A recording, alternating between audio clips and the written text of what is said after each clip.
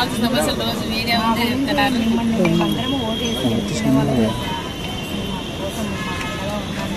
ఉన్నాం కదా, అన్ని విషయాలు ఉన్నాం కదా. చెప్పండి సార్, మా చేతనైన ప్రతి విషయం మీకు ఎంత పెంచగలుగుతారో సార్ వాళ్ళకు అంతే పెంచమని చెప్పండి సార్. మేము అడిగినంత ఏం చేయలేదు సార్. జీతం పెంచడం అనేది నా చేతుల్లో ఉండేది, నేను రికమెండ్ చేయగలిగిన పరిస్థితి ఉండేది కాదులేమ్మా. రాష్ట్ర ప్రభుత్వం నిర్ణయం తీసుకోవాల్సినది, ముఖ్యమంత్రి గారు నిర్ణయం తీసుకున్నది. ఆయనకుండే అప్లికేషన్స్, ఆయనకుండే సమస్యలు ఏముండాయో మనకు తెలియదు. కొన్ని వేల కోట్ల బడ్జెట్ అవుతుందని ఆలోచన చేసుకుని ఆయనకు ఇబ్బందులు ఉంటాయి. కొంత సమయం ఇస్తే చేస్తామని చెప్పే మాట ఆయన చెప్తా ఉన్నాడు. ఆ సమయం ఇవ్వలేక మీరు రంగంలోకి దిగినారు కాబట్టి ఒకరవన్నా పెంచుకోకుండా మానుకోవాలంటే మీకు సాటిస్ఫై కావడం లేదు. మీకు మీ బాధ మీది, వాళ్ళ ఇబ్బంది వాళ్ళది. నాకేమో మీరు రోడ్డు ఎక్కి కూర్చుంటే నాకేమో బాధ. మీకు జీతం పెంచాలని నేను కోరుకుంటా. అది ఎక్కువ తక్కువ అనేది కూడా కాదు. ఆడపిల్లోళ్ళు కష్టపడుతున్నారు, పని చేస్తున్నారు. ఏదో 2000 3000 జీతం పెరిగినంత మాత్రాన్ని వచ్చిన నష్టమే ఉంది అనేది నేనంట. కానీ పెంచేవానికి ఉండే సమస్యలు పెంచేవానికి ఉంటాయి. మేమైతే మటుకు లోకల్గా మేము ఎప్పుడు అంగన్వాడీ వర్కర్లకు మేము వ్యతిరేకమైతే కాదు. ఆడపిల్లలకు ఎప్పుడు కూడా ఈ అన్న అనుకూలంగానే ఉంటాడు, మీకు మేలు జరగాలని కోరుకుంటాడు.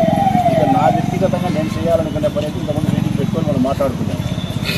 రాష్ట్ర ప్రభుత్వం కానీ మీరు కానీ రాష్ట్రంలో ఎవ్వరూ ఆలోచించిన విధానం ఎప్పుడో నేను 2 నెలల కిందనే ఆలోచించి మిమ్మల్ని పిలిచి నేను చెప్పినా. నేను ఏమని, రిటైర్డ్ అయినప్పుడు 50,000తో మీరు ఇంటికి పోవడం అనేది ఇది ఇబ్బందిగా ఉంది, నాకు కూడా మనసు కష్టంగా ఉంది.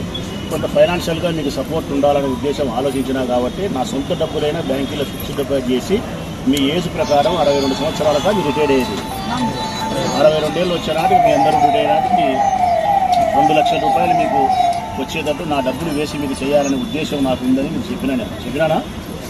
నన్ను మీరేం అడగలే, నాకేం బాధ్యత లేదు. నేను వేసినా వేయకపోయినా నాకేం మీరు ఓటు వేయకుండా ఏం పోరు. వేసినా వేయకపోయినా మెజార్టీ చెల్లెలు నాకే ఓటేస్తారు.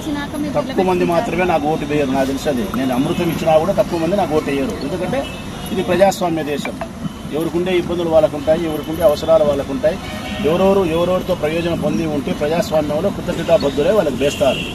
నేను నచ్చిన వాళ్లకు ఇంకొకరికి నచ్చకపోవచ్చు. కాబట్టి 30 మంది నాకు ఓటు వేయకపోవచ్చు, 70 మంది నాకు ఓటు వేయవచ్చు. కానీ ఓటు వేసినా వేయకపోయినా అందరినీ సమానంగా చూడడం నా బాధ్యత. నాయకునిగా అన్న పాత్రను పోషించేటప్పుడు నా బాధ్యత. మీ పట్ల నేను అదే బాధ్యతనే పోషిస్తూ ఉండా. అందుకే మీ పట్ల నేను ఎక్కువ ప్రేమను చూపించినా కాబట్టి నేనేమి నా డబ్బులు మీకు వేసి మీకు ఒకరికి 2 లక్షలు వచ్చేటప్పుడు రిటైర్మెంట్కి ఇవ్వాలంటే నా డబ్బు 3 కోట్లు పోతుంది. ఎంతమ్మా? 3 కోట్లు వేయాలా?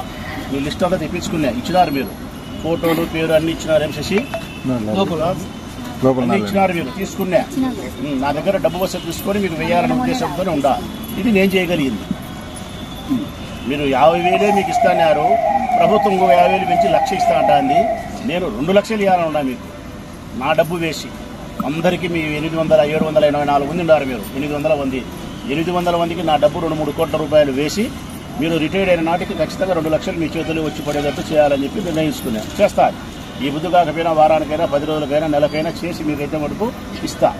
నేను అంతకుముందు కూడా జగన్మోహన్ రెడ్డి జన్మదినాన సారా సీరా పెట్టాలనుకున్నప్పుడు మొట్టమొదటి మిమ్మల్ని నేను ఎన్నుకున్నా 1000 మందిని. కారణం, మనస్ఫూర్తిగా మీ సేవలను గుర్తించినా, మీ పట్ల నాకు ఆ ప్రేమాభిమానాలు ఉన్నాయి, నా చెల్లెలుగా నా బిడ్డలుగా భావించినా కాబట్టి మొట్టమొదటి మీకు గుర్తించి నేను సారా సీర పెట్టగలిగినా. ఏం తల్లి అంతేనా?